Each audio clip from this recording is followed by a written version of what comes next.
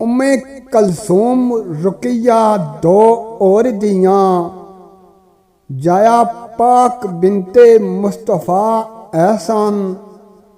गोया 6 बच्चे ज़ारा पाक ताई, अल्लाह पाक ने कीते अता एहसान।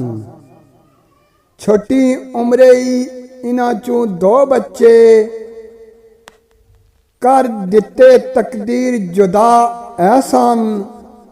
बाकी 4 नूर दियां पैकरां ने, जले उम्मत दे जोरो जफा एहसान।